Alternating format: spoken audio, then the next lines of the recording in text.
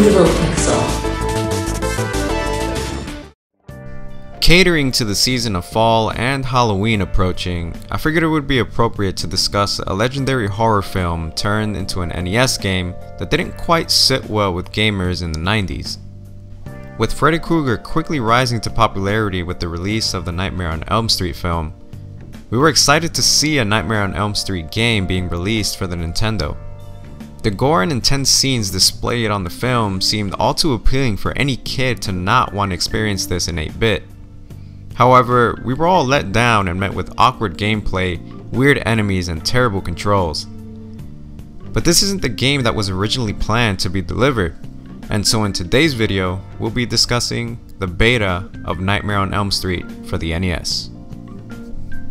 A Nightmare on Elm Street was released on October of 1989 in Europe and October of 1990 in North America. It released as an action platformer developed by, believe it or not, the legendary Rare Studios, popular for their Donkey Kong Country series and Banjo-Kazooie games, and published by the notoriously known company LJN. Now, in case you didn't know, LJN is a well-recognized publisher known to butcher beloved franchises mostly during the 8-bit era of gaming.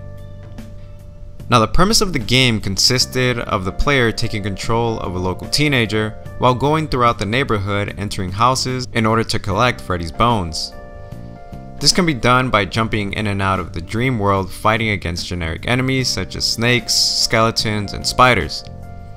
Now, believe it or not, this game was capable of a 4-player multiplayer co-op. I don't know who would want to play this game, let alone with 4 other people, but I digress. The game was believed to take direct inspiration from the third film, Nightmare on Elm Street: The Dream Warriors, as it most closely matches the events of the game. But as you all may have guessed, this wasn't the game that was originally being planned to be delivered. Now, thanks to Nintendo Power, an issue released in 1988 gives us a closer look at what the game could have been.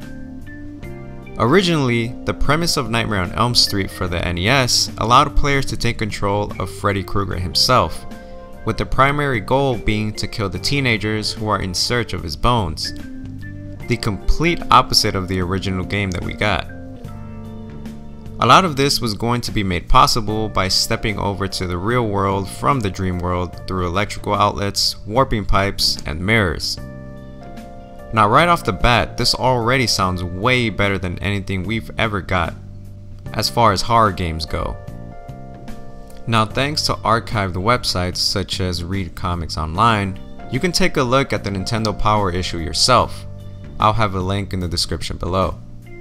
Now, in this issue, Nightmare on Elm Street was being advertised alongside the NES Satellite, an NES peripheral that allowed you to play with multiple people and also allowed for wireless controls. Now, with it were 2 provided screenshots and a short description stating, "You may never go to sleep again once you enter Freddy's Nightmare World. You and 3 of your friends, the Elm Street neighborhood gang, have only your cunning and the power of the satellite to get you through in this LJN horror pack." Now, grammatical errors aside, what was interesting were the 2 images shown of the original Nightmare on Elm Street game that we were supposed to get. Firstly, the original title screen is shown, which is 100 times better looking than the original incorrect title screen we got on release. Now, if you don't know what I'm talking about, the title screen of the game we got shows Freddy taunting us while wearing no glove and his claws coming out of his fingers.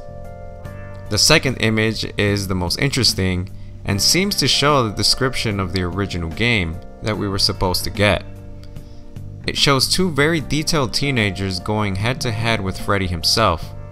Now, you can tell more time was taken with these sprites, as small little details can be seen, such as the tears in Freddy's pants, and the background looks much more detailed as well.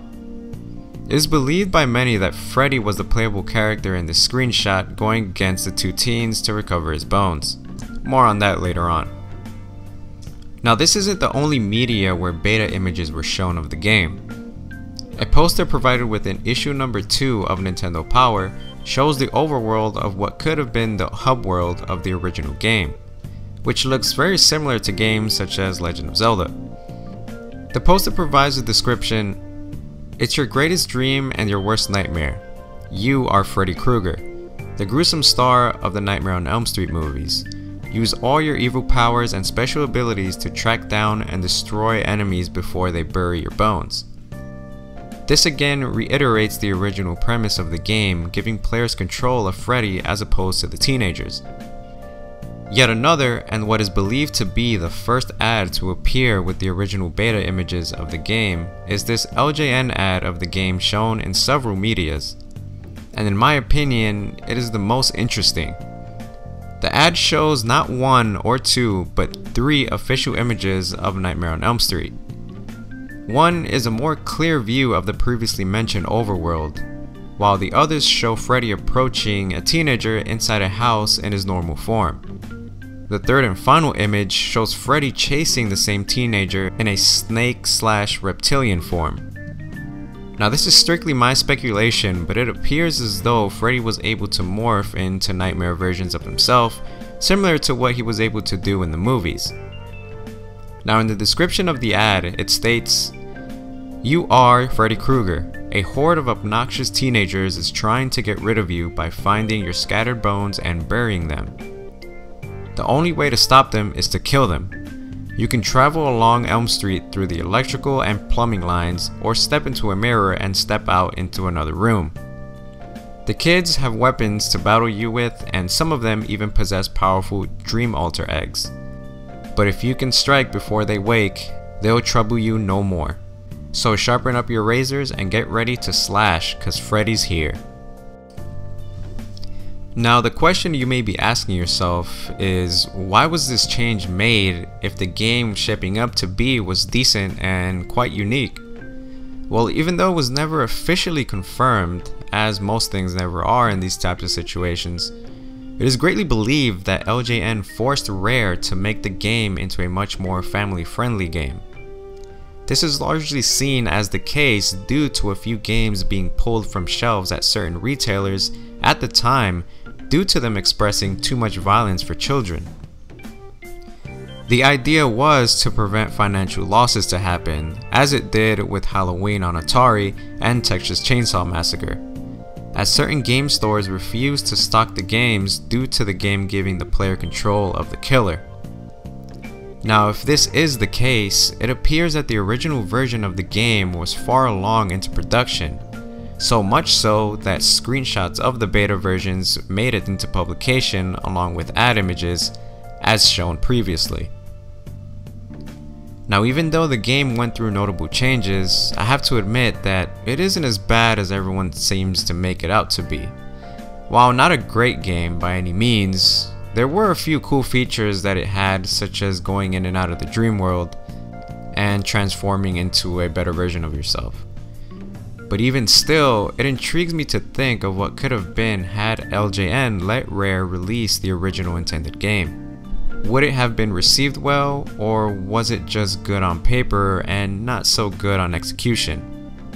That's something we will all have to speculate, as LJN is no more, and we are left with Rare to give us any insight on this forgotten beta. Now it is believed that a prototype of A Nightmare on Elm Street for the NES does exist, as a game that looks far along into development had to have some form of physical cartridge in order to be tested.